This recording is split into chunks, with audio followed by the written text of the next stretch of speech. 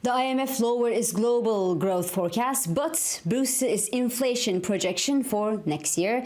Yet investors just prefer to listen to the soothing sound of the dovish Fed talk over the past few sessions of trading. But things will actually get real with the FOMC minutes and the US inflation figures, which are due within the next few hours of trading, and any surprise could actually change everything. So welcome, this is Swissquote's Daily Market Talk.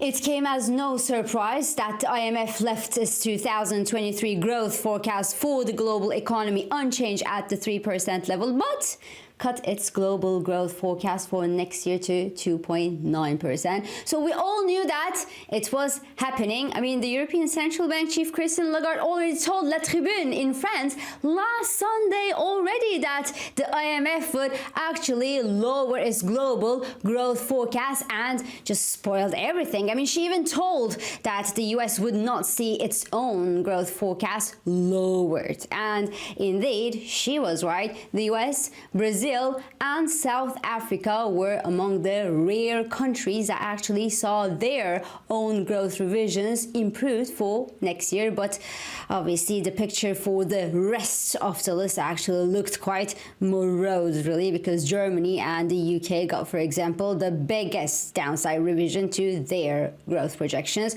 Projection for China, on the other hand, was nothing higher than a 4.2% growth next year. And the Chinese real estate crisis and volatile commodity prices are pointed at as the main responsible for the global economic trouble. So the IMF projections were bad, but they were not a shocker, at least for the growth side. What was unsettling, however, was how aggressively the IMF boosted its inflation forecast for 2024 from 5.2 to 5.8% for the global economy, reaching out to the central banks of the world and telling them that they should hold on to their tight monetary policies if they want to keep inflation under control. Oops, that's exactly something that investors did not want to hear from IMF, especially after a 1.5 year of aggressive rate hiking from the major central banks. But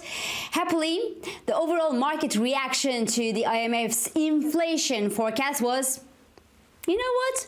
Whatever, because the US 2-year yield remains steady around the 5% psychological mark on the growing choir of Fed members singing the dovish tune. We are still about 50 basis points below the upper range of the Federal Reserve Fund's target range, and while the 10-year yield consolidated near the 460 to 465% range.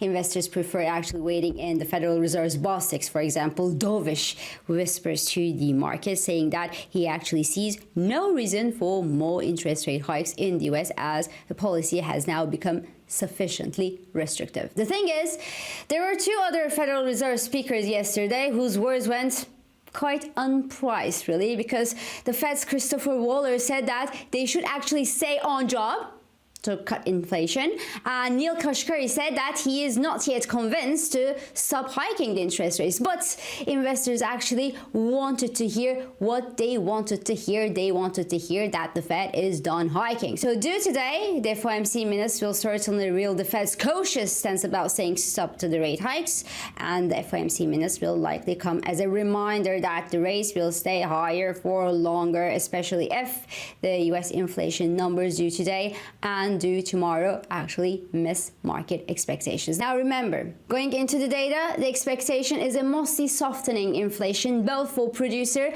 and consumer prices in the US. And despite the rise in crude oil prices, while gasoline prices in the US have actually been falling since mid-August due to a collapse in refiner margins. So that could actually temper a seasonally strong September spending and give us some soft inflation figures today. But how long these gasoline prices will remain on the actual falling path is yet to be seen. So we will see what the economic data tells us this week, but the risks in US yields remain tilted to the upside in the medium run, and that despite the dovish Fed talk of the moment and the safe haven inflows into into the safe haven US Treasuries following the mounting geopolitical tensions in the Middle East since the beginning of this week.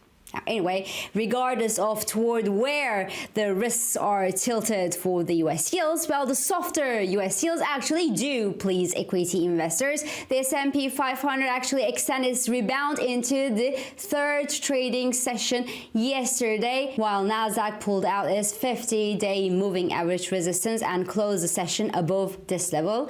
Chinese equities, on the other hand, rallied after the IMF recommended Beijing to take forceful action on its real estate troubles, and on separate news that China was considering fresh stimulus to boost growth anyway. So we saw the Chinese equities rise again. So let's see if this time is the charm. I am not really convinced with that though.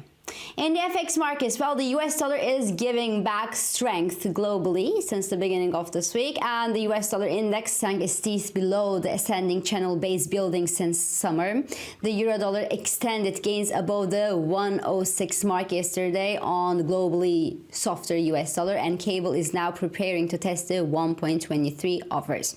Now, all of these FX moves of the moment are, of course, staged by appetite for US dollars and nothing else. So if you want to bet for hawkish Bank of England, for example, without going through Fed, well, a short euro pound position could do the trick, because the pair stood below is September ascending channel base, and that after having tested the long-term descending general top to the upside at the peak of its latest surge. So shorting the euro GBP actually makes sense from both technical and fundamental perspectives.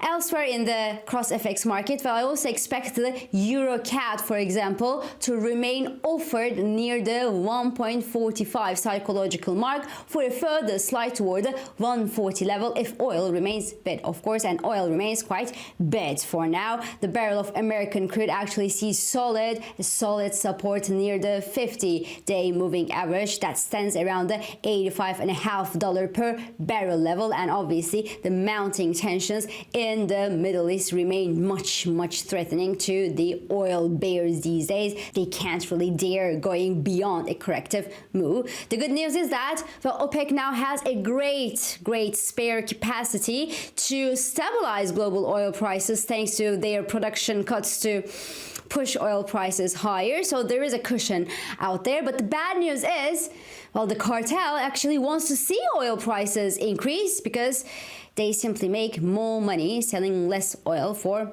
higher prices. But they also know that there is a price level in the oil market above which the global economy will actually be pushed into recession, and obviously global recession is bad for oil demand. So we don't know how far OPEC would let oil prices rise at this point of the game, but we know that they could actually push more oil into the market in case of a big problem and stabilize the market. Therefore, we could actually see a further rise in oil prices toward the 90 and even to the $100 per barrel psychological level, but I don't really think that the rally could extend above the $100 psychological mark with the morose economic outlook that we have in hand today. On the downside, we pretty much have insurance that the prices won't sink below the $80 per barrel level.